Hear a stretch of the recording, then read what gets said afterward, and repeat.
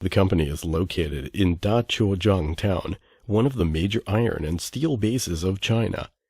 It is superior in location, convenient in traffic, which is the hub of several railways and highways, 45 kilometers away from Tianjin Binhai International Airport, 55 kilometers away from Tianjin Port, and 120 kilometers away from Beijing.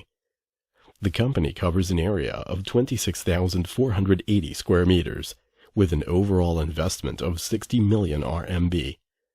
It currently employs 120 staff.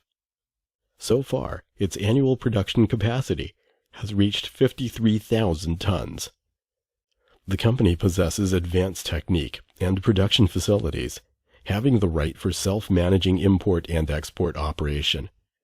It now has 3 production lines for SSAW double-side submerged arc spiral welding pipe, and coordinated with advanced test equipment to guarantee the quality of product.